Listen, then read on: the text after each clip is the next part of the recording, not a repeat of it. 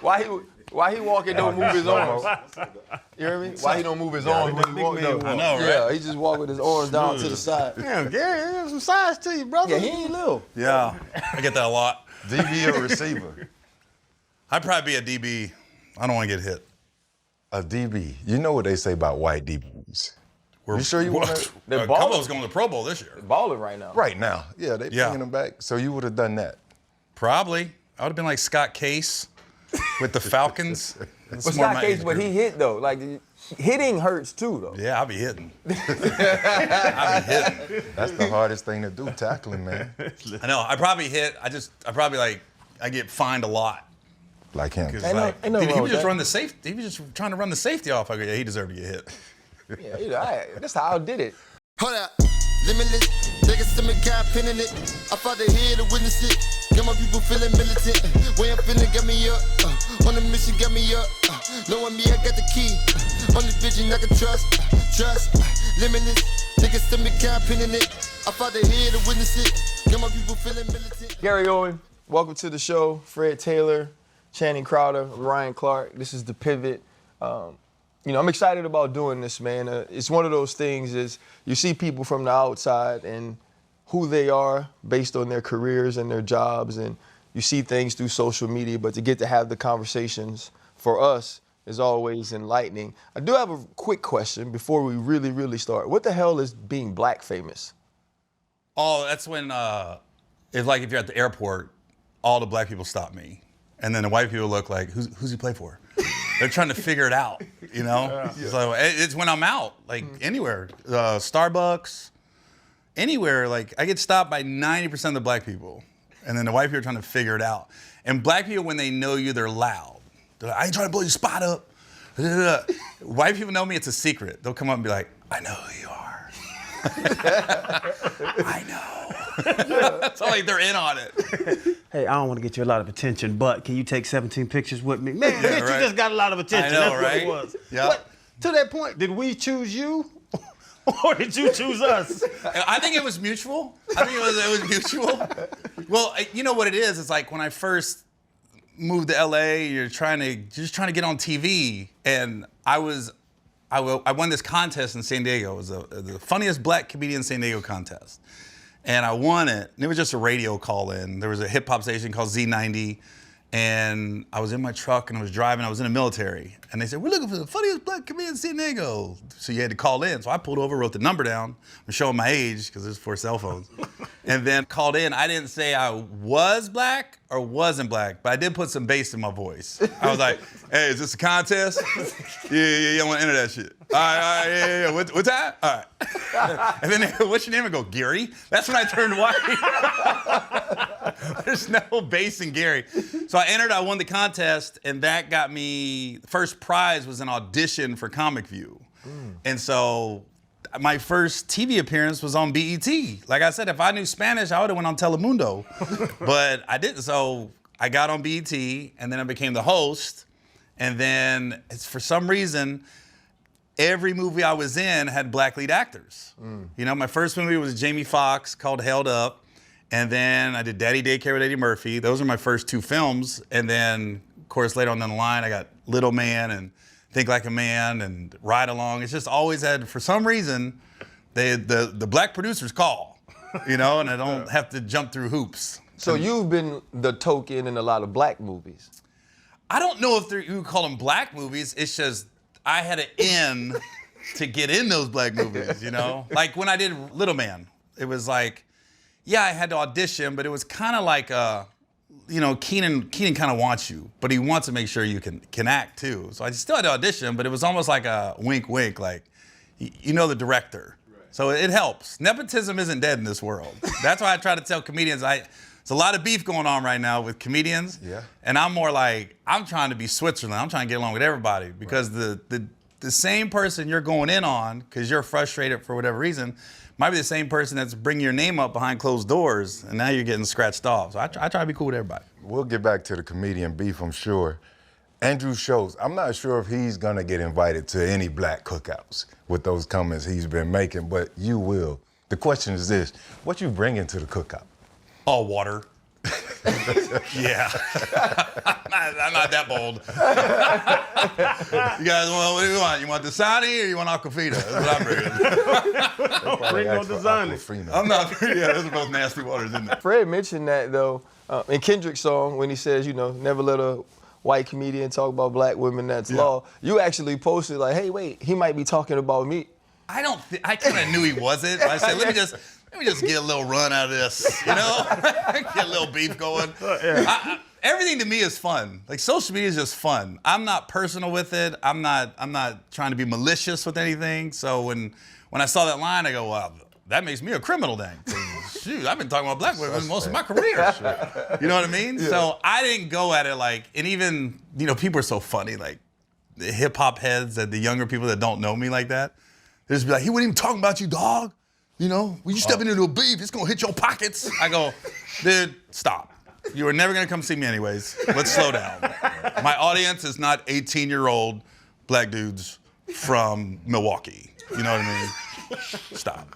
So Andrew Schultz made those comments, a few months ago about the black girlfriend experience. And there was a lot of negativity surrounded it from our communities, our cultures. And then even after Kendrick comes out with the song, he does another bit or another show with some other comedians, and they're basically like, saying all the things Kendrick didn't do to protect black women from the black community. And they're making jokes about it. And then now he's taking it another step further and saying, hey, look, I'll have Kendrick's feet dangling.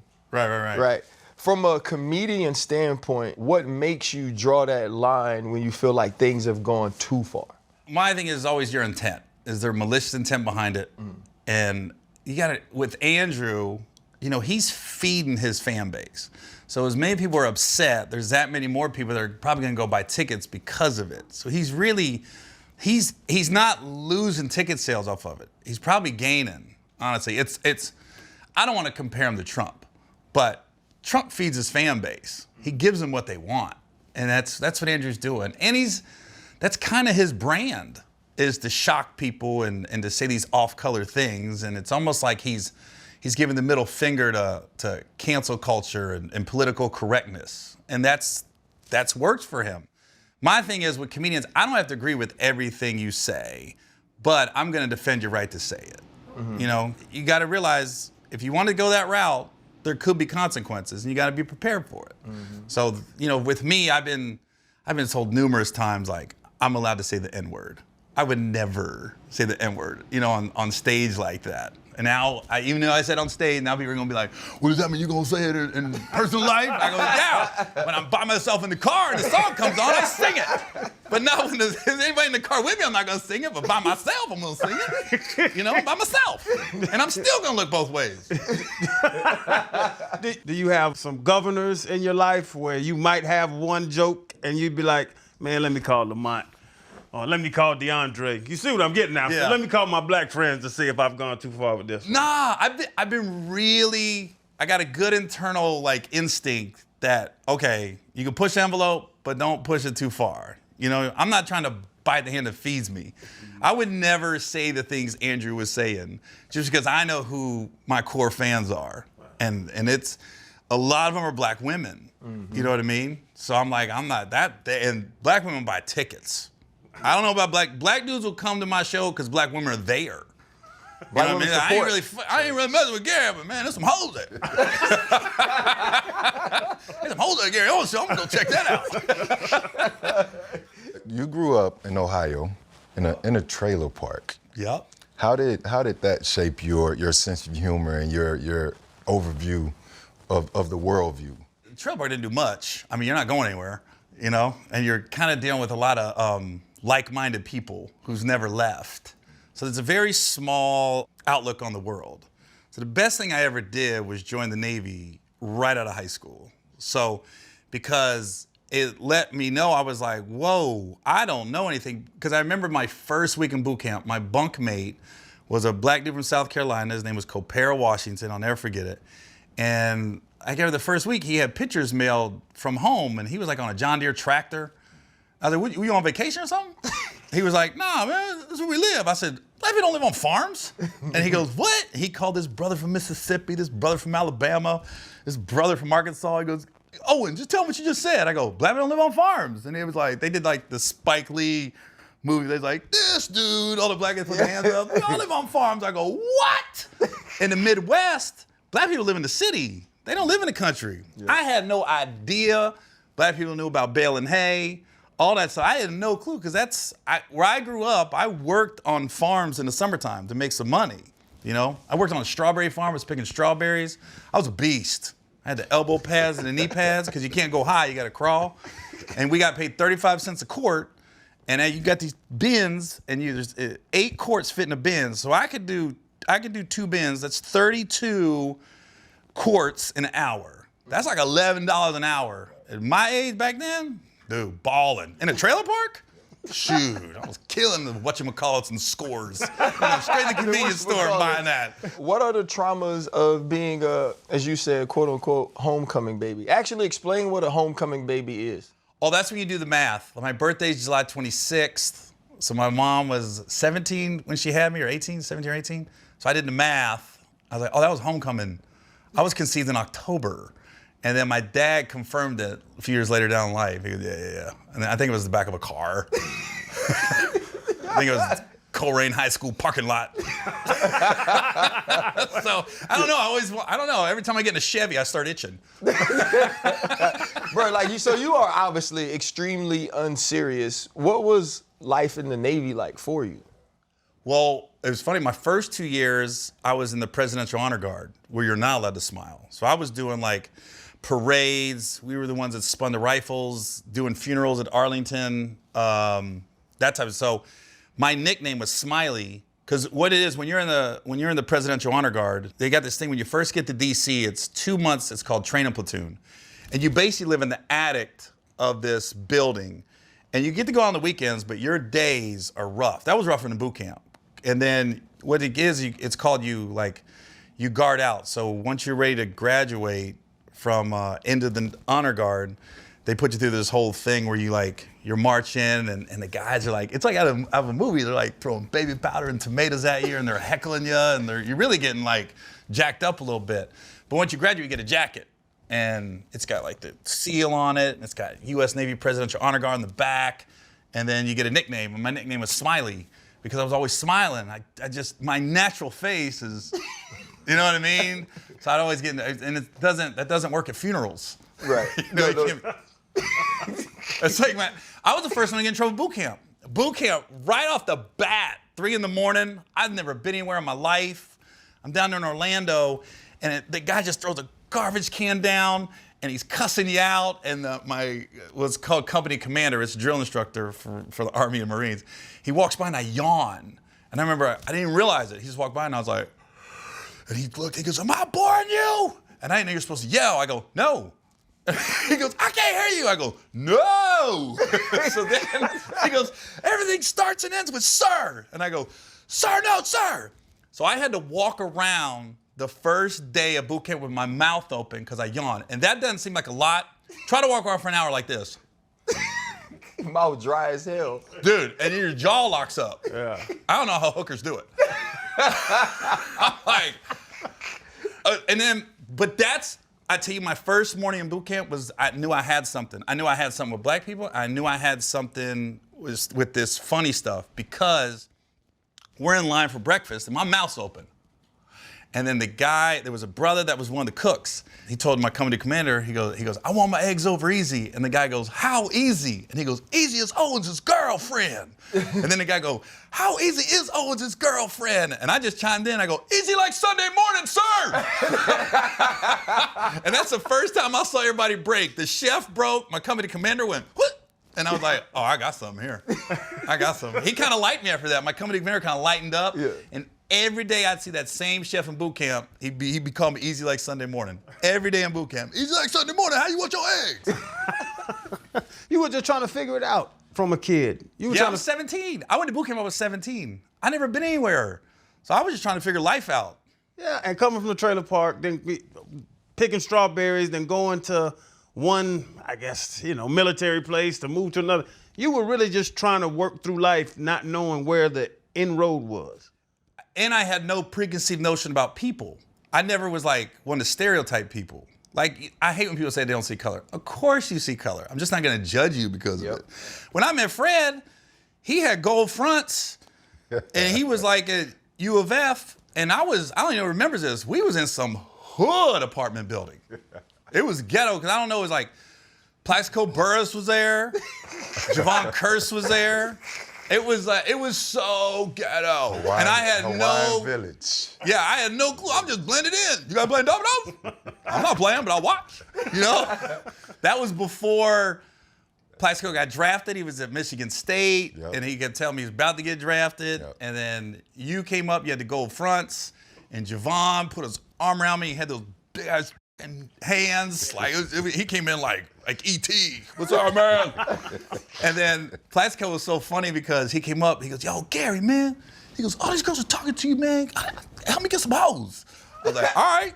So, you know, he's like 20, 21. I'm young. I call this couple of girls over. I go, come here. I go, this is my boy Plaxico. I go, he plays football at Michigan State. They go, Plaxico? What kind of name is that? I go, it's Arabic for big black motherfucker.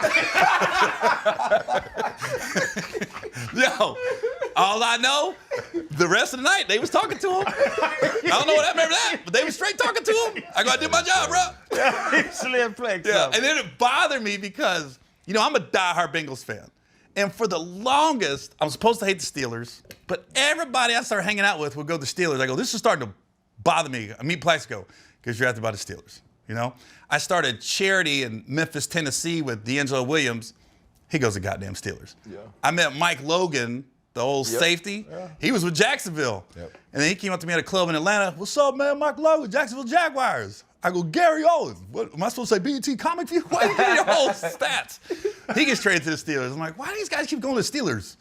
It's starting to bother me. Logan was from Pittsburgh, too. Yeah. So speaking of that, you know, the Pittsburgh Steelers, you had a run-in with Ben Roethlisberger, girlfriend, too, huh? Ben's the one that bothers me the most, because when he came out of Miami of Ohio, that's where I grew up, outside of Cincinnati. And I was rooting for him, man, because, you know, I got a soft spot for MAC players. And then, so, especially Miami of Ohio, because not a ton come out of there. And I kid you not. So must have been his sophomore year, because I think he came out after his junior year. So nobody really knew who he was. And there was this nightclub in Oxford. I think at that time it was called Brick Street. Everybody used to go there. All the ball players used to go there. All the Miami of Ohio guys go there. And I'm trying to talk to this sister. There's not a lot of black girls in Oxford. So if I see one, I'm locked. You know? So I'm focused.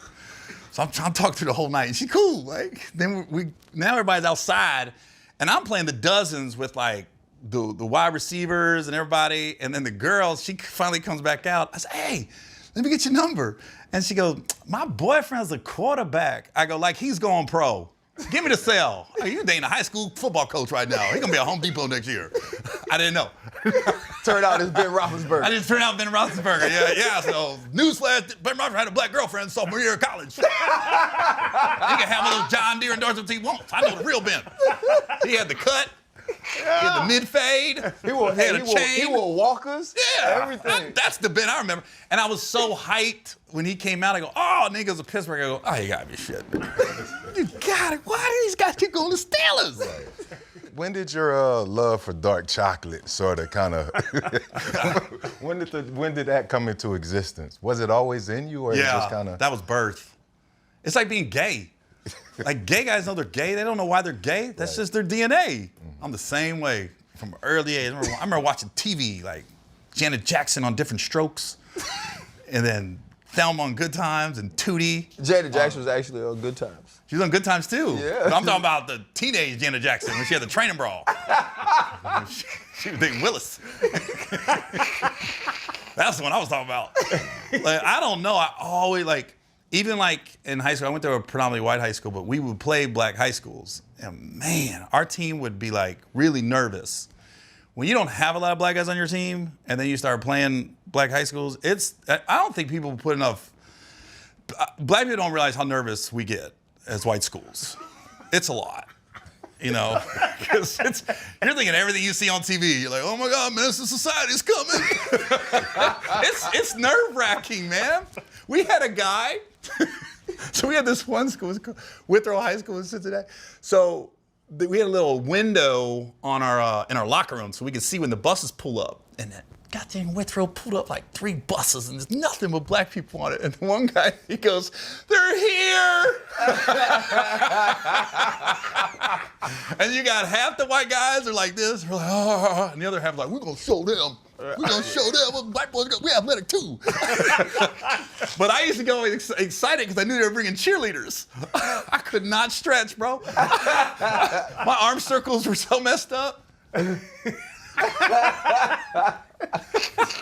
be playing hard against the black schools. I always play good against black schools. I'm trying to show out. Trying to get some numbers. Yeah. So who was the Cindy Crawford, Jane Fonda? What was her name? Done nothing. They did nothing for you back in the day. That was Nothing. like the little sex symbols that you on the L'Oreal Nothing. commercials. Nothing. They might as well have penises. They did nothing They for me, was bro. pretty, so you like the ass. I love You ass. like the way that thing sit up. You ain't lying. You ain't lying. Man, don't get me going. Did your white buddies understand it? Yeah. They always knew. They looked out. Hey, black over there. Because even when you're in San Diego in the military, you go through these different areas where you hang out. So for a long time, I was going to Pacific Beach. There's a lot of white people down there. But if a black girl was at one of them, they bring her to me. They'd be like, "Gary." They're like Eddie Murphy in Coming to America. Yo, Queen has arrived. And it was crazy because I'd always talk to them and always get their number. But it was reciprocal. It was crazy. Like, the black girls were always receptive to me talking to them. And I don't know, I never really tried to talk to white girls like that. Just that I didn't put no effort, and I don't know. Nothing against them. The game is different. Yeah, it definitely is a different game with the system. Yeah. 'Cause both sides. Cause I went to the private school, but I was in the hood, started playing ball, and then got shipped out to the nicer side of town in Atlanta. Yeah. And I didn't know how to talk to white girls. Yeah, I think I'm like that too. I don't know, what do you say? Boy, Taylor Swift. The number she's putting up right now. I don't know any content. I want to just be, hey, ski. Hey, they actually know exactly what that means too, though. I know, facts. That's a direct communication. Everybody on the same page right after that. We ain't got to really talk about much more. And I'm all about the quote unquote culture. Like I said, when I met Fred with the gold fronts, I was in the apartments, whatever those apartment And he buildings was in the was. trenches I was in those. Gainesville. When I used to go to Pittsburgh, I was at Arts, getting those good ass wings. You know what I mean? If I'm in Atlanta, you already know where I'm at. Shake spot. Come on now. I'm magic. Oof. I ain't Lou Williams. I wasn't going for the wings. The wings on a side note. They would have busted me in the NBA. Why'd you go? That ass. We've been locked down for 3 months. What do you think? Wings? I'm not hungry. Hey, Right. Lou will say F the bubble. Yeah, I'm vegan. So you mentioned earlier that your fan base is heavy black women. You obviously have a love for black women. Once you publicly admitted why your marriage ended, what was that reaction like to you? Because I have seen in social media when people would attack you about something that may feel that a white person isn't supposed to speak on, black women would defend you and be like, well, he treats his black woman better than all y'all treat y'all black women. So once that comes out that, the reason your marriage ended, was the reaction to you different? The reason it ended, because I wanted the divorce. Gotcha. But I wasn't faithful either.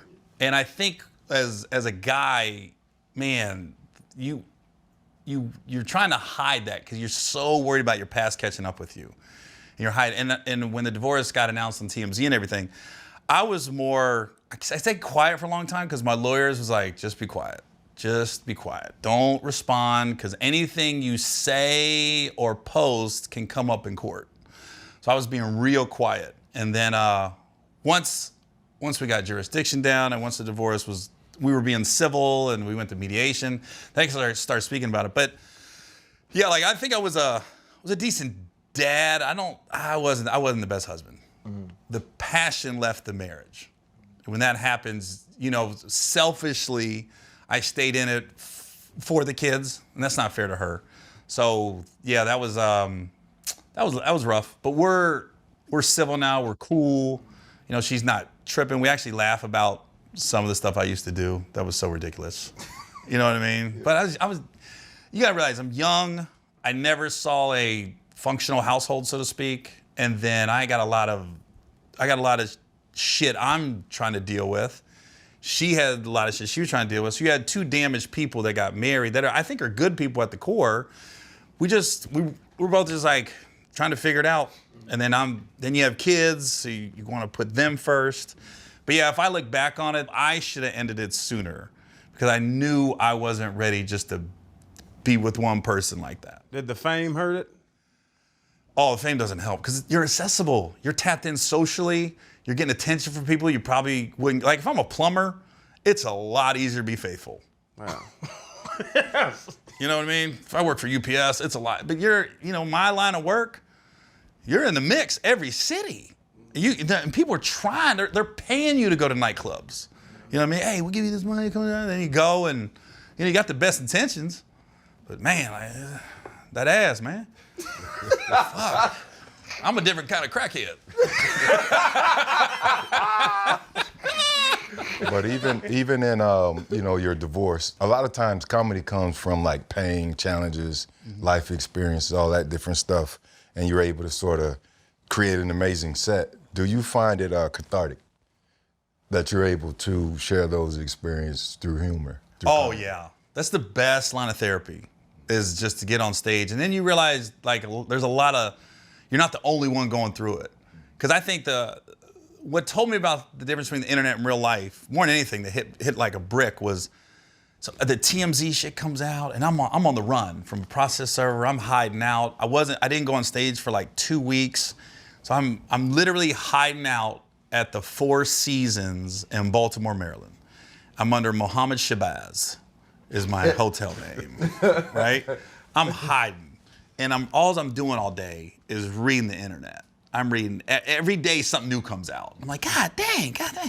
And then you're hearing all the negative comments, right? And then I go on stage after 2 weeks, and I'm on stage about 45 minutes, and I'm not letting people in, but I'm dabbling in the divorce a little bit.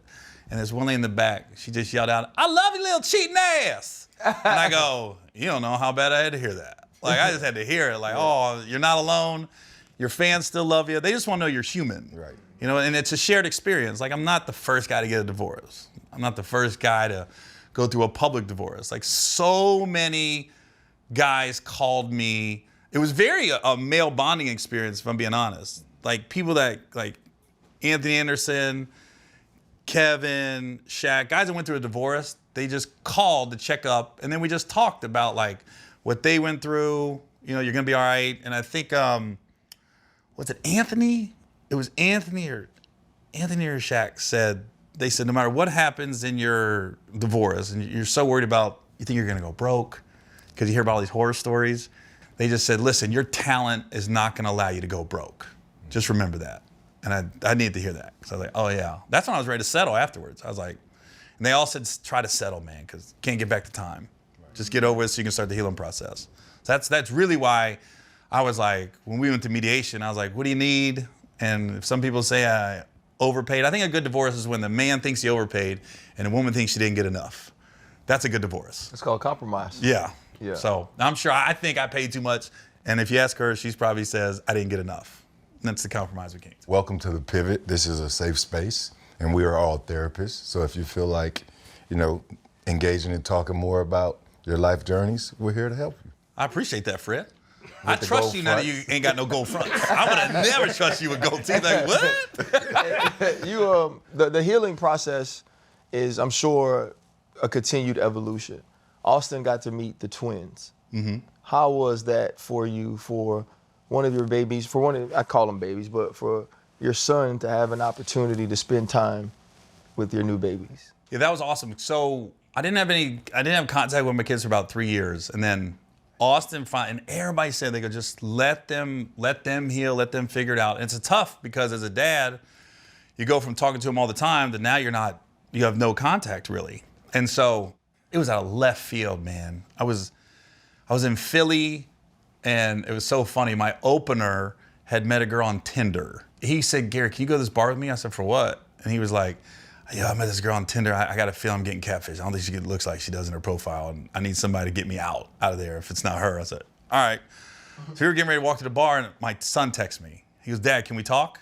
I said, dude, I'm out. I said, you got to deal with this catfish on your own, because my son I ain't talked to him in 3 years. All of a sudden, so I went back to the hotel. I was calling him on the way.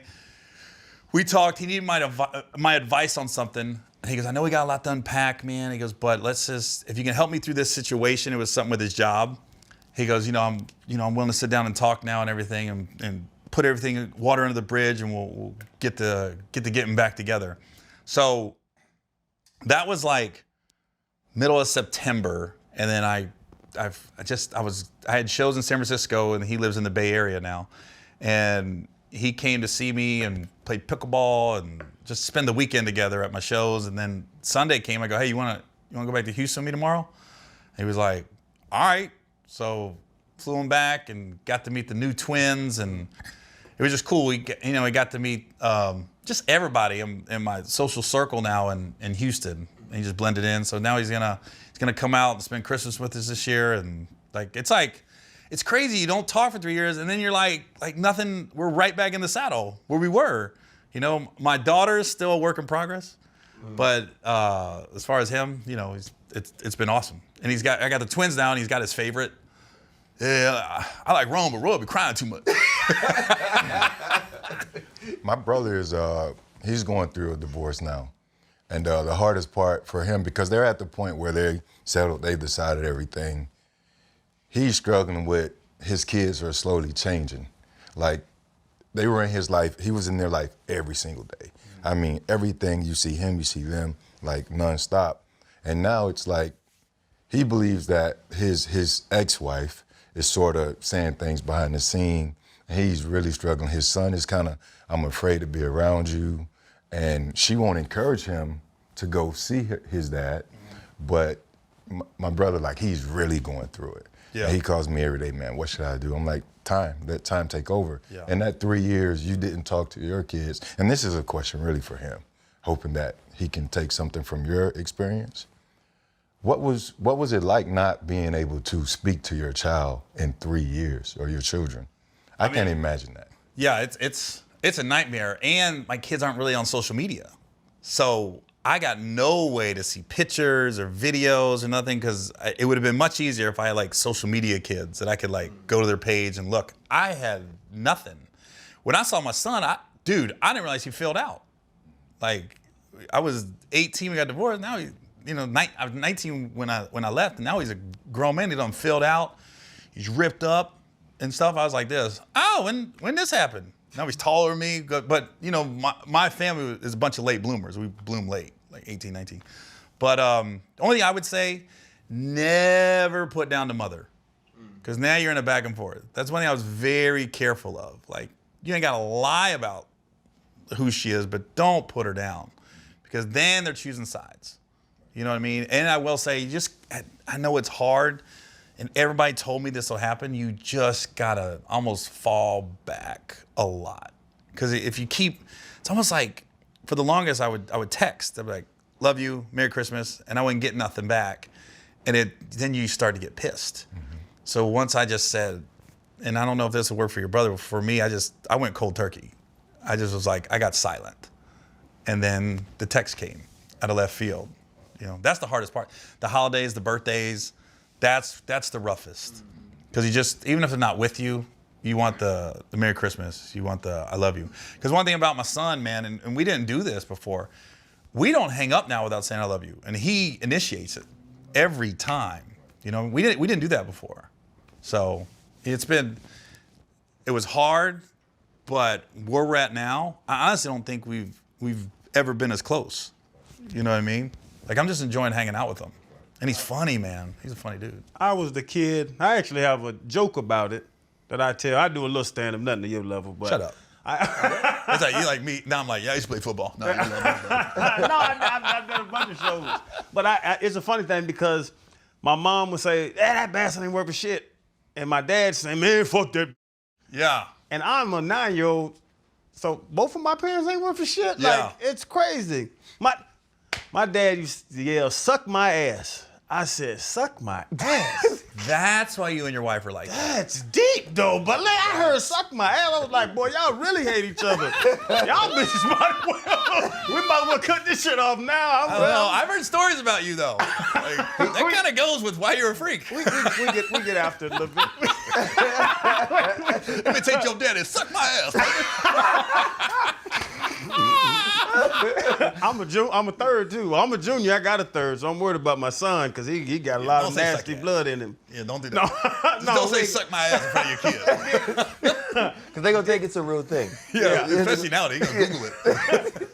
Bro, every athlete's been the underdog, but it's rare you go from being the guy to the underdog. And we watched Bryce Young flip the script on his entire career and this entire season the last few weeks. He went from a dude that was benched to a dude that has the Carolina Panthers in the game with the best teams in the NFL. And Visible's flipping the script on wireless with the same monthly rate every month, no fees, no taxes, and there's no stores. Everything's digital. You can get it right now on your phone. Hey, so kick off 2025 by switching to Visible. Lock in a rate of $20 a month for 25 months. Taxes and fees included with code PIVOT25. With Visible, you can get one line with unlimited data, talk, text, and hotspot with Verizon's 5G network. That's up to $120 in savings. Switch now at Visible.com. Offer ends 1/31/2025. New members only. Service on Visible plans for 25 months require full promotional value. Additional terms apply. See website for network management details.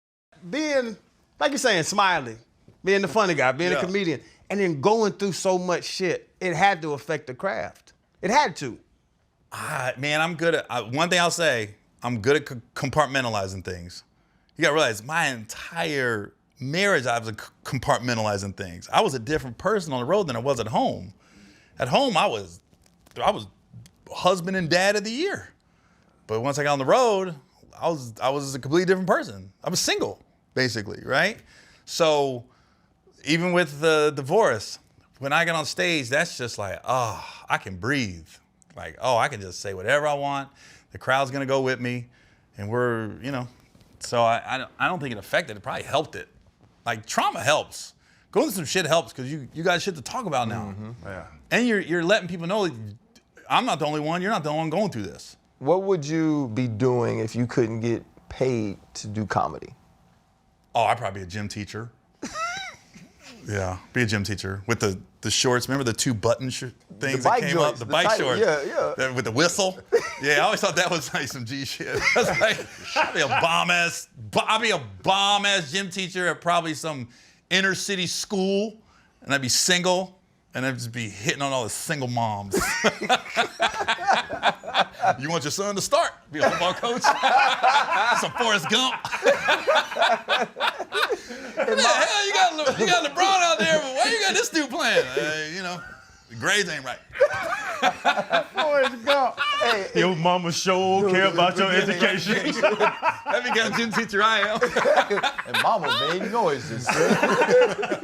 Athletes and entertainers, especially at a high level, they often intertwine, right? Because we want to entertain. You guys were either former athletes or love sports. You had a LeBron joke about why he was the king because you was next to him at the urinal. He talks to people at urinals. Oh no. Too. Is the LeBron joke from an actual experience and then you just exaggerated it, or did you never? The joke is I was at a urinal and LeBron was next to me and I took a glance and I go, and there's only two people I would take a glance. I go, LeBron and Barack. There's the only two dudes I'm gonna take a glance, right? So no, I did not glance, but we was at Dwayne Wade and Gary Owen's wedding, and they had I can't explain. It's like these tents, but it was like this immaculate tent. But they had like a trailer for the bathrooms behind the tents. And then, so I was at the urinal, and LeBron walked in and started pissing right next to me. And I'm literally going, I don't even believe I'm pissing next to LeBron James right now. Like, so I didn't look. And then you're not trying to talk, so it's just silent. Like, I can say I heard LeBron stream. It was just so quiet. We weren't talking. They weren't gonna look over. Hell, but them Buckeyes, man. That's my problem. No, I'm not. That's why I don't use urinals in public places. Yeah. That was different. We were at a private function. It was a wedding. I think they only had 2 of the bathroom stalls, and they had like a couple urinals. People was in the stalls, so I went to the urinal. I don't use urinals like that because of dudes like you, and there's splashback. I'll be at the airport and I'll just move down bathrooms trying to find a stall like where I could go in and lock the door and Just pee. Yeah, just to pee. You know what? The uncomfortable thing, that's my problem with it. We could be talking about deep, in-depth, damn financial decisions and investments or anything outside of the bathroom. Yeah. As soon as men walk in the bathroom, now we stare at the ground and like, it's just another room. Hey, man, how you doing? How the kids going? No. Everything's going good, man. Like I said, I compartmentalize things. I'm compartmentalize that urine, hitting that porcelain. That's all I want to do right there. We can talk outside, but not in the bathroom. That's crazy. It's like guys when you go to public gyms and they get in the dang saunas naked. Or the jacuzzi's naked. I'm like, what are you doing, bro? Cover yourself. You know who Bill Parcells is? Mm-hmm. When he was the president of the Dolphins or whatever, he had some high-ranking official with the Dolphins. I was in the hot tub one day, and he walked in and got butt naked. Shut up. And started talking to me about stopping the power. And I was like, I just kept running away from him, butt naked. He had his little ferret poked out of the snow. It was just, man, it was the craziest thing in the world. So I'm with you on that, but the bathroom thing, man, I'm a bathroom talker. I'm glad I know that. Because I'm not walking into any bathroom you're in, for sure. But yeah, that's where the joke came. I didn't glance at it, but I was just thinking, oh yeah, I got to talk about this on stage. Because nobody believe it. The athletes that you know, do you become fans of their teams? Yeah. If they're cool. Okay. If they're cool, 100%. And that's why I have it's love-hate with Pittsburgh. Because I've been going into Pittsburgh for so long as a stand-up, and the people always come out, they support, they know I'm a Bengals fan, we have nice banner back and forth, but I've had so many like decent friends that end up on the Steelers. I'm like, God. Then were you there in 2009 when I roasted you guys? Yeah. At training camp? Yeah. Yeah, the way you guys treated me when I went and roasted you guys with T-Robe, and I was just like, Tomlin was cool. I gotta be cool. I can't be an asshole. I want him to be a dick so bad. I like this. Oh my God! And now we're seeing it on Max. On Hard Knocks. Hard Knocks. Yeah. You're HBO Max. You're seeing why he is who he is. Like listen. I follow every Cincinnati Twitter handle that deal with the Bengals, and even they are like, dude, we really want to hate Tomlin, but it's really hard after you see how he is. But you know, all the good head coaches, but Zach's cool too. Yeah. Zach's a great guy too, Zach Taylor. I roasted the Bengals last year. You know, he hired me, brought me in. It was awesome. So it'll be easier to roast them this year. I don't want to talk about that. I saw you. You know, recently you got to bring the dance back. Yeah, right? You with the boys. put the belt on. What you said you had it for like a month though. You've been holding on to it. Yeah, when the Bengals win, I do the Bobby Schmurder. I'm not gonna say the song. You know what it is. Hot brother. Yeah. But I do a little dance when they win, and I got this championship belt this year for my birthday. I was like, ooh, I'm wearing this 18 times this year. 5. I'm like, and I had I always got to film the dance with my twins before I leave because they're usually working on the weekends, and I filmed this like in October. And I've been waiting for a month because we lost 3 in a row. Bengals had the bye week, and we finally beat the Cowboys. I finally got my kids look different now. They big. Your kids look like Austin. Yeah. I'm like, what is going on, man? So we'll be all right. I do have a question though. Joe Burrow, right? LSU guy playing at MVP level. It's hard to find a quarterback. What's your feelings on having Joe and Jamar right now? Oh, they're best. Even in us losing, we're so fun to watch. Like I still am tuned in, and like I've never had that feeling to have like a franchise quarterback that you know can carry you to a Super Bowl. As good as Carson Palmer was, I never felt what I felt with Joe, what I feel with Joe Burrow. And then to bring in Jamar, and it's so funny. Cincinnati fans are so funny, man, because we don't really know shit because we're so snake bitten.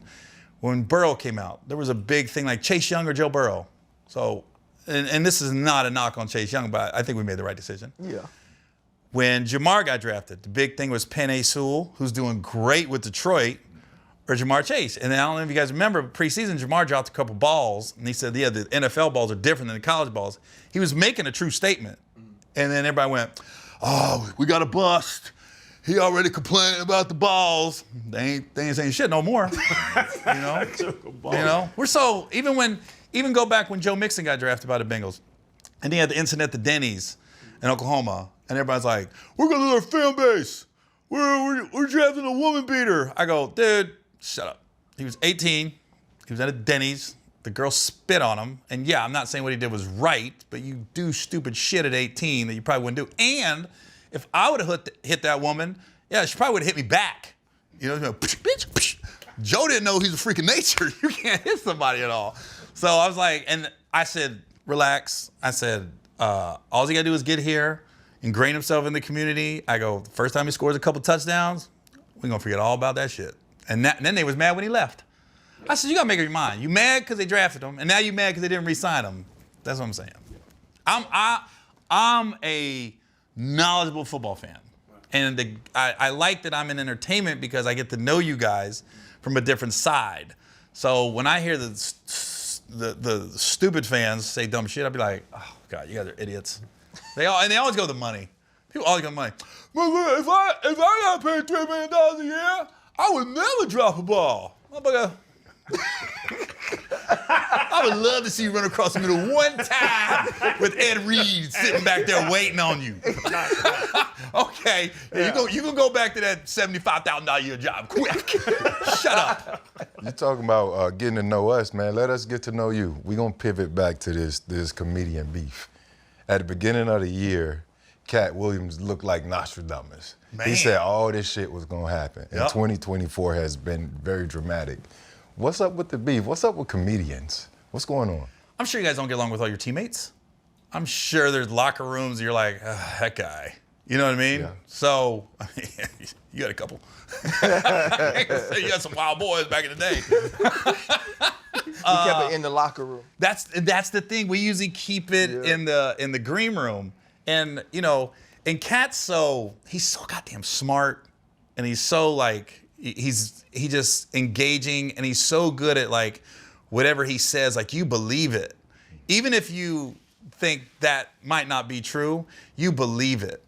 For instance, the beef he has with Cedric, the spaceship joke. Yeah. I was around back then, and I remember Cat had a closer that would shut the house down. He could go up for 30 minutes, and not that he would, but he could bomb for 25. And he had this closer that would bring the house down regardless. And he had this car, like an old, I don't know, let's say a Cutlass, and he's broken down the highway, and he lifts the hood up, and Biggie came on, and Cat would flick off somebody driving by, and then he'd get it started, and then he'd hop in it, and he had that little hat, and he'd be riding, brought the house down every time. And then Cedric had the spaceship joke that was similar. Right. And I remember back in LA when we were doing I call it comedians going frats.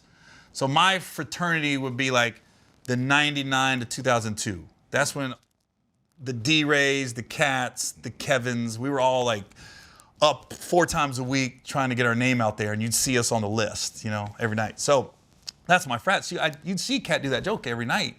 And then Cedric was doing his joke. I never correlated the two, even when I saw it. But if Cat went up, Cedric couldn't do that joke. And if Cedric went up, Cat probably couldn't do his joke, because it was very similar, too, now that I'm looking back on it.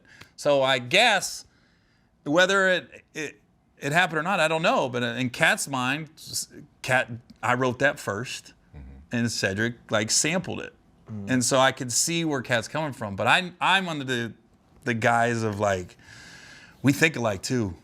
As comedians, we think alike. I had a joke identical to D.L. Hughley, and we were on the same show in Miami at the James L. Knight Center. And it was right when LeBron left Cleveland to go to the Heat. And I literally, the week after he announced it, we got a show. And I went on stage before DL. And I said, I don't know why people were shocked LeBron went to Miami. I said, I've been to Cleveland and I've been to Miami. It is not a tough decision if you ask me where I don't want to live. That's like asking a dude, you want to fuck Precious or Beyonce? I do the joke. Kills, right? DL goes up and does the exact same joke. I mean, verbatim. Picked the same two girls. Because Precious just came out. So she was like the hot thing comedians was talking about. And Beyonce's Beyonce. So me and DL are at the dinner after the show. I go, hey, did you notice the crowd went quiet for a minute? He goes, yeah. I was like, dude, I told that same joke. Same girls. He goes, shut up. At no point did DL say, you stole it. I didn't think DL stole it. It's just we thought alike. So at that point I went, all right, I'm not gonna be so quick to just accuse people of taking stuff. But it does happen too. So I see like I said, I'm both sides of it. I'm on Cedric's side and I'm on Cat's side. Cause I don't know Who Cedric. have a movie? So I'm saying, Cat just bought a military base. Said still got the neighborhood. So I don't know. I like to do both. Speaking of, like, you talked about your community and, like you say, the frat or whatever. How have those relationships helped you in the business? Because even we understand, now it's about relationships. How have some of those relationships with comedians and entertainers and actors helped you? I think I'm respected in this business. I think people know if they hire me, I'm not coming in late. I'm gonna know my lines. I'm gonna bring my own little twist to the character. And guys call you, like, I've called D-Ray for shows, and D-Ray calls me for shows, like stand up, Kev's called me for stuff. You gotta realize, people think Kevin hired me for Think Like a Man and Ride Along, and the real husband's like, no, but at the same time, he had enough power to not put me on those. You know what I mean? My thing is, like, I just try to be cool, and I try to make sure that when I walk in a room, people are happy I'm there working on their project, or they're happy I'm on the show with them. Because I'm not bringing no drama. I'm not bringing no bullshit backstage. Yeah. You know what I mean? When you go to, like, say you go to these shoots, do they ever say, hey, G, you're gonna have to like a white woman in this movie? Like a white woman? Yeah. I did that in Think Like a Man. That's what I'm saying. Yeah. It's different. That's acting. I should have got an Oscar. I should have got an Oscar. At least a BET award. They bring you in because they're like, we know what you like, but in this movie, you ain't got one of those. Yeah. Yeah, I've had a couple white girlfriends in different projects. Yeah, it's different. As far as it goes. It's different.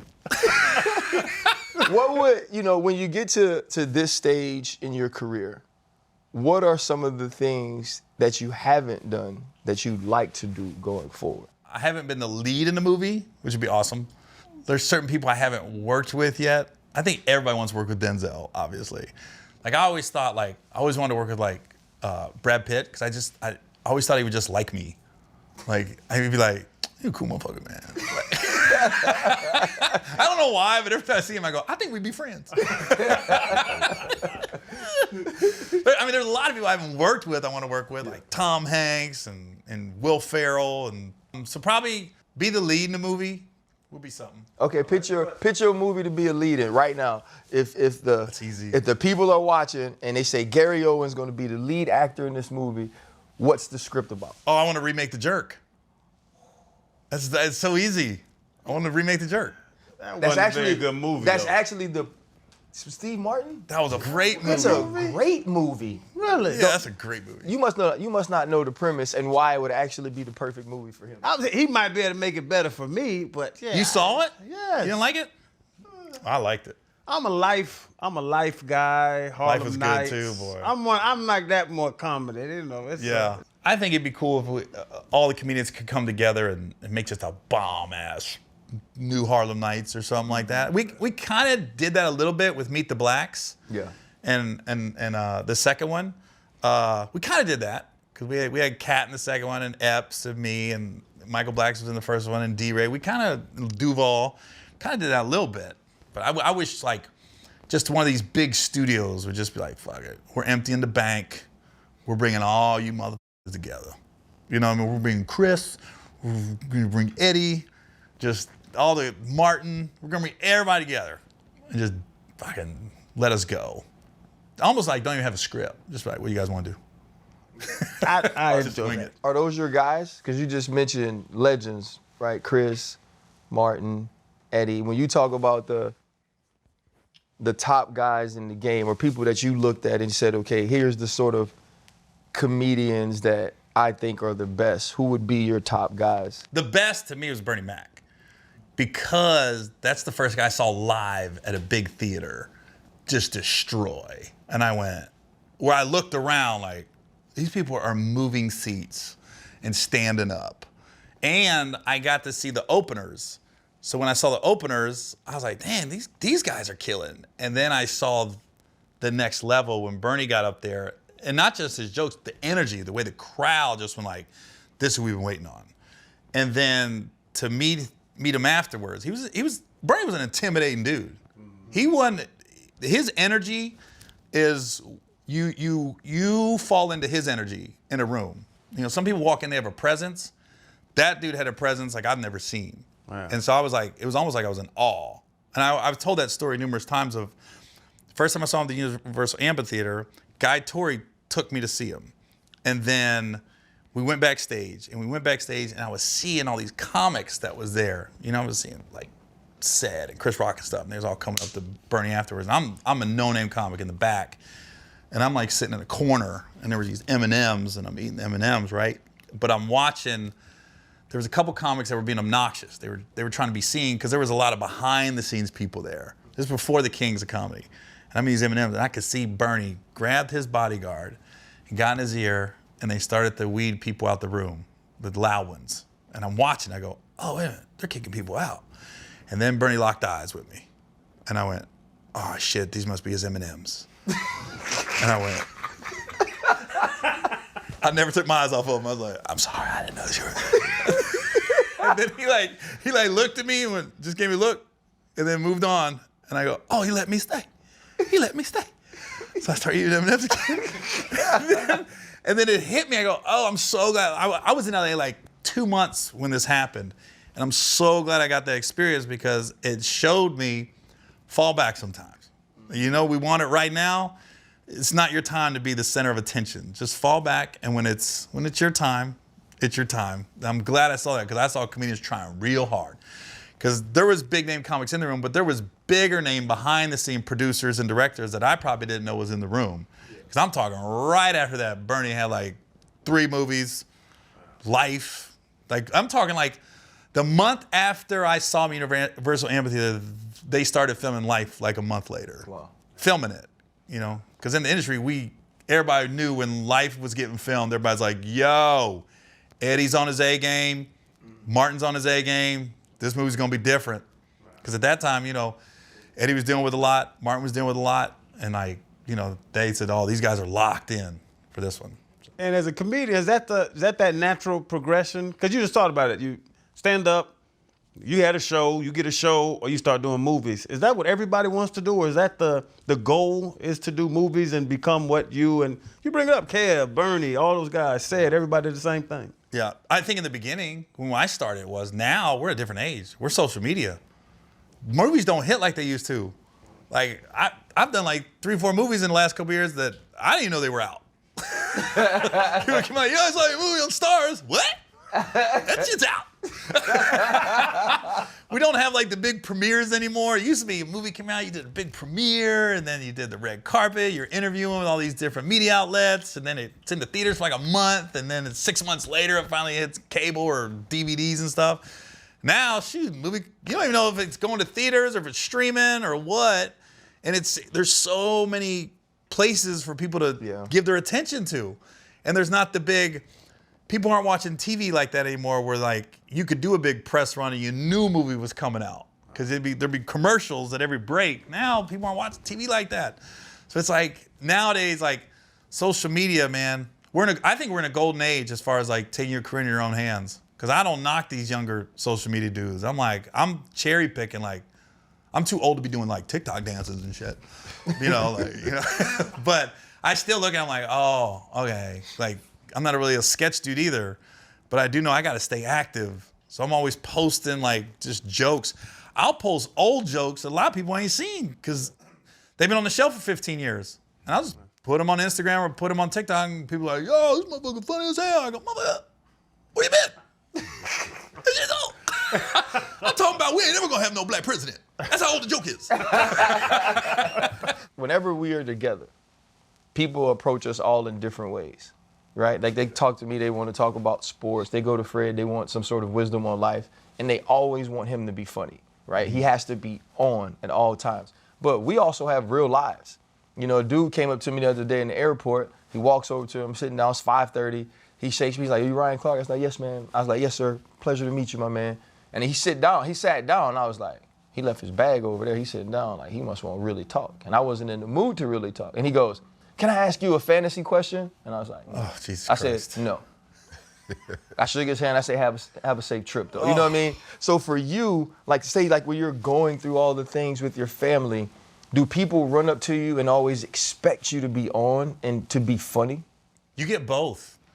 You get the people that are really, you think they're gonna come in obnoxious, but then they actually like, you have like a heartfelt moment with them. You know, you're like, they'll be like, you know, I like the way you're handling things right now. Or like when my brother passed, God, I had so many people come up to me at airports and stuff.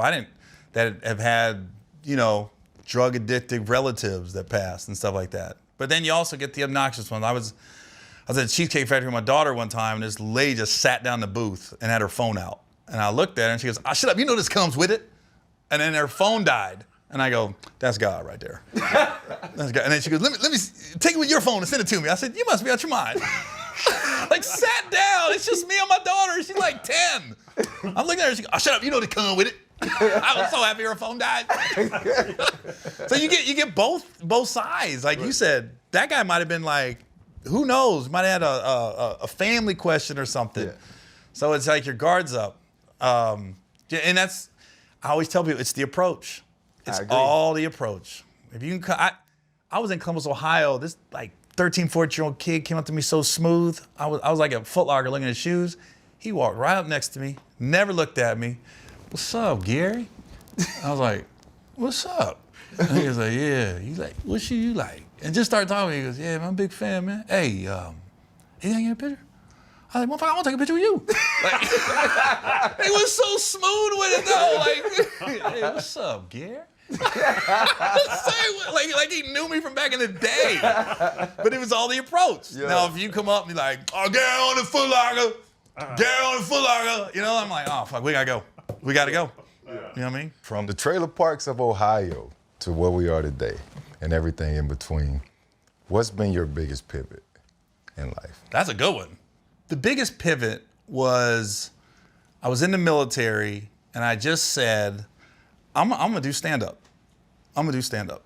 Because in the military, when you're getting ready to get out, they try to convince you to stay in. And they act like the world is just wild and there's no jobs. And you know, you're gonna give up free dental and free medical and a guaranteed check that's getting bigger every year. And I just remember thinking, man, I'm not gonna be happy. I don't wanna be 60 years old. Like, I wonder if I can do stand-up. I was like, nah, I'm gonna do it. So that biggest pivot was getting out of the Navy, moving to LA, not knowing a lot of people. I wasn't in debt, but I didn't have no money in my pocket either. I was even.